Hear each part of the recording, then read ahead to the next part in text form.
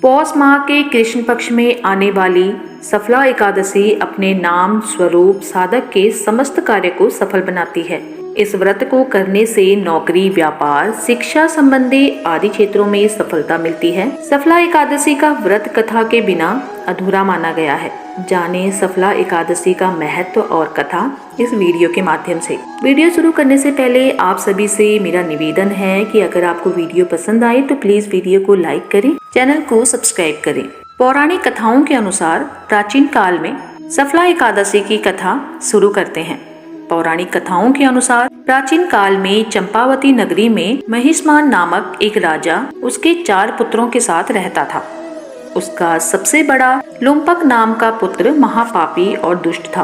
वह हमेशा कुकर्मों में लीन रहता, देवी देवताओं की निंदा करता था। एक दिन राजा ने क्रोध में आकर उसे राज्य से बेदखल कर दिया। इसके बाद लुम्पक जंगल में रहकर मांसाहार खाकर अपना जीवन यापन कर रहा था।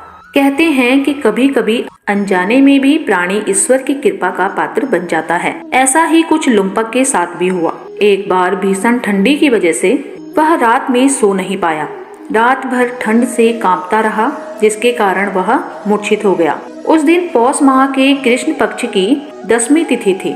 अगले दिन जब होश आया तो उसे अपने पाप कर्मों पर पछतावा हुआ। उसने जंगल से कुछ फल इकट्ठा किए और पीपल के पेड़ के पास रखकर भगवान विष्णु का स्मरण किया।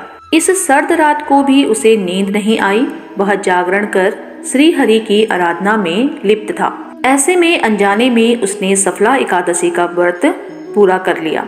सफला एकादशी व्रत के प्रताप से विष्णु जी ने उसे समस्त पापों से मुक्त कर दिया था और वह पुनः राज्य में पिता के पास रहने लगा। पिता ने सारी बात जानकर पुत्र लुम्पक को राज्य की जिम्मेदारी सौंप दी और वन में हरि भजन करने चले गए।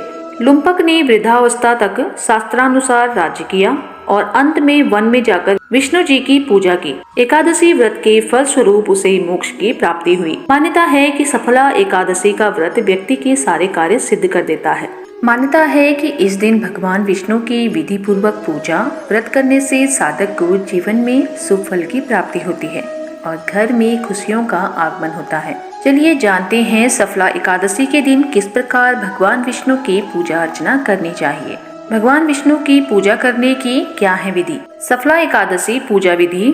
इस दिन सुबह उठकर स्नान करें और पीले वस्त्र धारण करें। अब मंदिर की सफाई करें, गंगा जल का छिड़काव कर शुद्ध करें। इसके बाद चौकी पर साफ कपड़ा बिछाकर भगवान विष्णु जी की मूर्ति स्थापित करें। अब घी का दीपक जलाएं और विष्णु जी को हल्दी कुमकुम से तिलक करें। इसके बाद भगवान विष्णु को फल मिठाई का भोग लगाएं और तुलसी दल को भी शामिल करें। भगवान विष्णु जी के भोग में तुलसी के पत्ते अवश्य शामिल करें, क्योंकि भगवान विष्णु बिना तुलसी के भोग ग्रहण नहीं करते हैं। अब आरती करें और प्रसाद का वितरण करें। ये थी सफला एकादशी की विधि। अब जानते हैं सफला एकादशी व्रत का महत्व। सनातन धर्म में सफला एकादशी का अधिक महत्व होता है। सफला एकादशी के दिन पूजा व्रत करने से साधक के रुके हुए काम सफल होते हैं और सदैव जगत के पालनहार भगवान विष्णु जी की कृपा बनी रहती है। इस दिन अन्न का दान करने का भी विधान है। धार्मिक मत है कि सफला एकादशी व्रत करने से साधक को जीवन के सभी पापों से निजात मिल जाता है। एकादशी के दिन पीले रंग का बेहद खास महत्व होता है। इस दिन पीले वस्त्र ही पहनने चाहिए। मान्यता है कि सफला एकादशी व्रत एक अश्वमेध यज्ञ के बराबर होता है।